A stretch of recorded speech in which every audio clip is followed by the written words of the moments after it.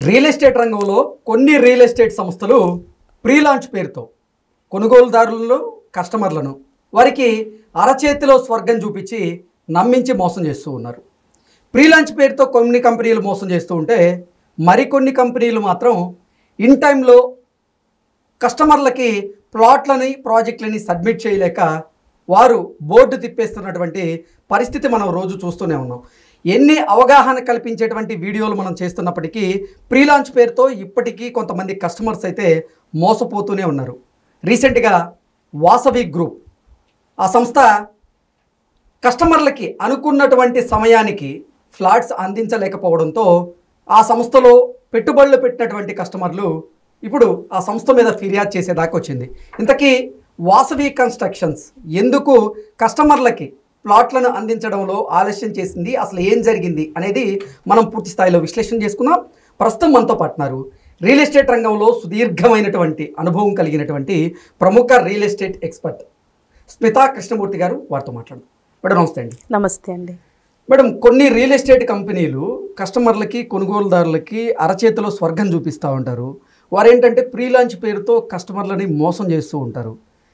మనం గతంలో ఎన్ని వీడియోలు చేసినప్పటికీ వాళ్ళలో అవేర్నెస్ పెరగడం లేదు. వాళ్ళు నిజంగా ప్రీ లాంచ్ పేరుతో వచ్చేటువంటి ఆఫర్లకి మోసపోతూనే ఉన్నారు. సో వాసవి గ్రూప్ ఏంటంటే రీసెంట్గా కస్టమర్లకి ఇన్ టైంలో ప్రాజెక్ట్ అందించకపోవడంతో కస్టమర్లు ఏంటంటే పోలీసులకి ఫిర్యాదు చేసేదాకా వచ్చింది. ఏంటి వాసవి గ్రూప్ అసలు కస్టమర్లకి ఇన్ టైంలో ప్లాట్లని అందించడంలో ఎందుకు విఫలమైంది, ఏం జరిగింది అంటే ఏం చెప్తారు మేడం? బేసిక్లీ ఈ ప్రీ లాంచ్ ప్రాపర్టీస్లో ఏ కంపెనీస్ అయితే మ్యాక్సిమం సేల్ చేస్తారో ఇలాంటి ప్రాపర్టీస్లో వచ్చిన ఒకటే ప్రాబ్లం ఏంటంటే సార్, ఈ బిల్డర్స్ ఏం చేస్తారంటే ప్రీ లాంచ్లలో అమ్ముతారు.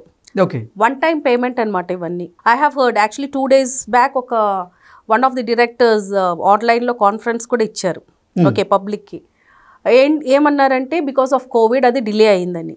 కానీ actual reason is not about Covid, is not about delay in construction. వీళ్ళు ఏం చేస్తారంటే మ్యాక్సిమం ఇలాంటి బిల్డర్స్ వాళ్ళు ఒక ప్రాజెక్ట్లో డబ్బులు కలెక్ట్ చేసుకొని ఇంకో ప్రాజెక్ట్లో ఇన్వెస్ట్ చేస్తారు.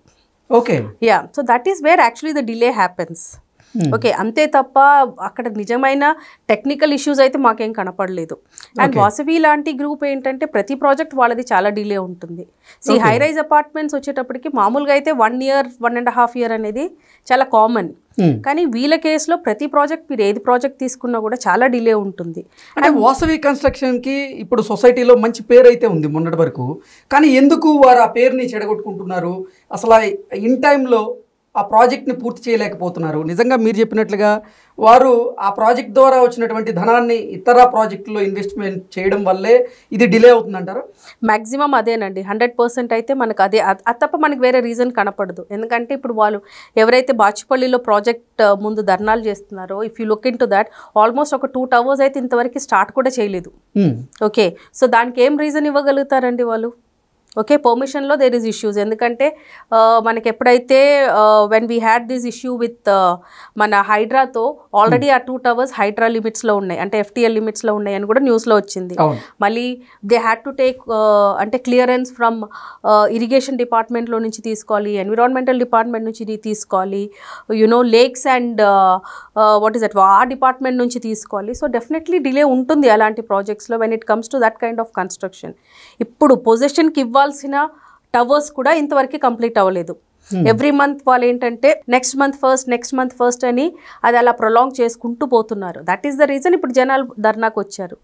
So it's actually not the builders fault అండి, ఇది మన ఎవరైతే ఎండ్ యూజర్స్ ఉన్నారో వాళ్ళ తప్పది. ఇప్పుడు 1 time పేమెంట్ చేసేసారు మీరు, ఫుల్ పేమెంట్ అయిపోయింది, ఇంకా మీరు అక్కడ ఏం చేయలేరు. ఓకే, డబ్బులు వాళ్ళ చేతులు ఇరుక్కుపోయినాయి. సో ఇంకా ఏం ధర్నా చేసినా కూడా you have to wait for the project to complete. ఒక బిల్డర్కి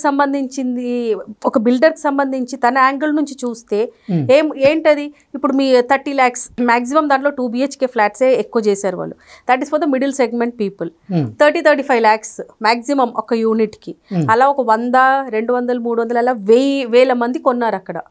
so just imagine 30 lakhs into 1000 people, interest free డబ్బులు ఎగ్జాక్ట్లీ 4-5 years నుంచి. అంటే ఆన్సరబుల్.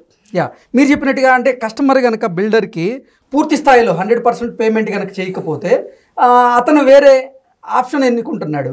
So Correct. ఆ పరిస్థితుల్లో ఇక తప్పనిసరిగా కస్టమర్ కూడా పే చేయాల్సి వస్తుంది. 85% అయినా సరే ఇక కస్టమర్ మోసపోవాల్సిన పరిస్థితి ఉంది కదా. కస్టమర్ మోసపోవాల్సిందే. ఇంకా వాళ్ళు ఏదైతే డిమాండ్స్ పెడతారో దాన్ని they have to go by it. ఎందుకంటే అగేన్స్ట్గా అయితే వెళ్ళలేడు, ఎందుకంటే అగేన్స్ట్గా వెళ్తే డబ్బులు వస్తాయో లేవో అని తెలియదు. అండ్ కొన్ని కేసెస్లో కొన్ని బిల్డర్స్ ఏం చేస్తారంటే కావాలని కూడా డిలే చేస్తారు ప్రాజెక్ట్స్. దానికి రీజన్ ఏంటంటే ఇప్పుడు ఒక 4 or 5 years బ్యాక్ మీరు అది 3,000 3,500 పర్ ఎస్ఎఫ్టీ పెట్టేసి అమ్ముతారు. Okay, for example 50 lakhs is the unit cost. ఇప్పుడు ఎంత టైం అయింది? 4-5 years అయింది డబ్బులు తీసుకొని. డిలే ఉంటుంది. ప్రాజెక్ట్ కావాలని 2-3 years డిలే చేస్తారు.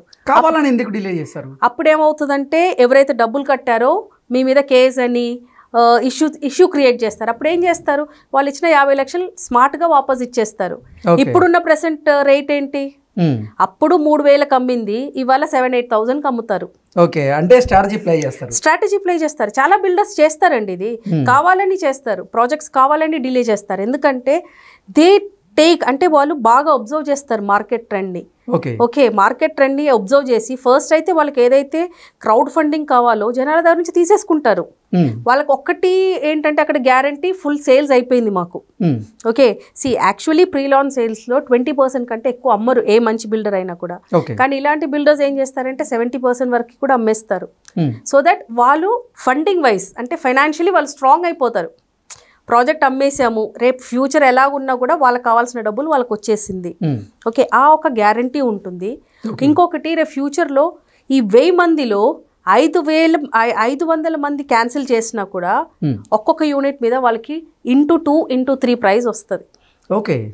ఓకే, సో కన్స్ట్రక్షన్ కాస్ట్ కి వాళ్ళ దగ్గర డబ్బులు అయితే ఉంది. అంటే ఎటు పోయినా బిల్డర్ ఈజ్ సేఫ్. బిల్డర్ అనుకున్న టైంకి ప్లాట్ సబ్మిట్ చేయకపోవడం వల్ల కస్టమర్లు నానా రకాలుగా ఇబ్బంది పడుతున్నారు. ఒకవైపు రెంట్ వాళ్ళు పే చేస్తూనే ఉన్నారు, ఇక్కడ పోతే వాళ్ళ చేతికి అందుతుంది అనుకున్నటువంటి ఫ్లాట్ దూరం అవుతూ ఉంది. సో ఏంటి అసలు ఇటువంటి సమయంలో కస్టమర్ ఎటువంటి నిర్ణయం తీసుకుంటే మంచిదంటారు? బేసిక్గా ఏంటంటే మనకి రేరా ప్రకారంగా they can actually complaint in RERA. కానీ ఇప్పుడు నిజాయితీగా చూస్తే రేరా ఈజ్ ఆల్సో చాలా కామ్ అయిపోయిందండి. They are not taking any kind of actions against any builder. ఒక బిల్డర్ అనే కదా, అసలు ఏ బిల్డర్కి అగేన్స్ట్ కూడా వాళ్ళు ఎలాంటి యాక్షన్ తీసుకుంటలేరు. అంటే దే ఆర్ గివింగ్ జడ్జ్మెంట్స్, కానీ అది అప్లికబుల్ అవుతుందా, అది నిజంగానే ఇంప్లిమెంట్ అవుతుందా అనేది నోబడీ ఈస్ చెకింగ్. అది మనకి న్యూస్లో వినపడేంత వరకు అరే మొన్ననే కదా రేరా హ్యాస్ గివెన్ నోటీస్, అది పే చేయాలి అని, ఇంతవరకు పే చేయలేదంటే పే చేయలేదు. So action is not taking. అంటే జరిగేటువంటి అన్నీ జరుగుతున్నాయి అంటారు. ఎస్. సో మనకి ఏ డిపార్ట్మెంట్ ఉన్నా కూడా ఏ డిపార్ట్మెంట్కి ఆ department they are just being silent. అందుకే అండి ఇన్ని స్కామ్స్ జరిగేటివి కూడా రియల్ ఎస్టేట్లో. Real estate is one such industry. ఆ ఇండస్ట్రీలో చాలా డబ్బులు ఉన్నాయి. So major role plays the political people, okay, high and professionals. వీళ్ళకంతా ఏంటంటే డబ్బులు పెట్టి gambling. Real estate is that. కానీ దీంట్లో అంతా మనకి బలి అయ్యేది ఏంటంటే lower middle class people. Exactly. Higher middle class people will not go for such kind of projects. వాళ్ళ స్టాండర్డ్ బట్టి వాళ్ళు పెద్ద బిల్డర్స్ని ఎంచుకుంటారు. కానీ when it comes to the lower middle class people and middle class people, వాళ్ళు ఏం చూసుకుంటారంటే అరే 10 రూపాయలు నాకు ఇక్కడ తక్కువ వస్తుంది అని వాళ్ళే ఇలాంటి స్కామ్స్లో పడతారు. ఓకే, ఇప్పుడు వాసవి గ్రూప్ బోర్డు తిప్పబోతోందా అంటే ఏం చెప్తారు? దానికి నేనైతే 100% ఆన్సర్ చేయలేను. ఎందుకంటే ఇప్పుడు మనం న్యూస్లో చూస్తున్నాం మంచి మంచి బిల్డర్స్ కూడా బోర్డులు తిప్పేస్తున్నారు. సో వీ కెనాట్ ప్రిడిక్ట్ ఇది, బికాస్ మార్కెట్ కూడా చాలా డౌన్ ఉందండి. Even though people are saying that ఇది పెరిగింది అప్ అవుతుంది అనేది, కానీ మార్కెట్ అయితే చాలా చాలా డౌన్లో ఉంది. మార్కెట్లో అసలు ట్రాన్సాక్షన్స్ అవ్వట్లేదు. బేసిక్గా అంటే నాకు 100% ఇప్పుడు ఒక ఇల్లు అవసరం ఉన్న వాడు మాత్రం తప్ప ఇంతకుముందు ఇన్వెస్ట్మెంట్ ఆప్షన్స్ కింద, సెకండ్ హోమ్ కింద రెంట్ వస్తుందని ఇన్వెస్ట్ చేసే వాళ్ళైతే మనకి ఇప్పుడు హైదరాబాద్లో లేరు. Okay, whatever you see the market, ఇప్పుడు హైదరాబాద్ మార్కెట్ అసలు హైదరాబాద్ వాళ్ళే కొనట్లేరు, బయట నుంచి వచ్చి కొనే వాళ్ళు ఎక్కువ మంది ఉన్నారు. కానీ when compared to the statistics, ఇప్పుడు నేను హైదరాబాద్లో ఉంటే నాకు హైదరాబాద్లో ఇల్లు కావాలి, ఢిల్లీలో ఉన్నవాడు హైదరాబాద్లో వచ్చి ఇల్లు కొనటము, హైదరాబాద్లో ఇల్లు కొనటంలో చాలా తేడా ఉంటుంది. ఢిల్లీ నుంచి might be 1-2 people will come and buy, కానీ Hyderabad is on an average scale మనకి 10 మంది కొనే చోట ఒక్కలే కొంటున్నారు. So the market is really down, especially coming to the high rise segment. So Vasavi తిప్పుతారా లేదా అనేది దానికి మాత్రం నేను ఆన్సర్ చెప్పలేను, కానీ క్రిటికల్ కండిషన్లో అయితే ఉంది. Okay, yes. Okay madam, thank you so much. Thank you.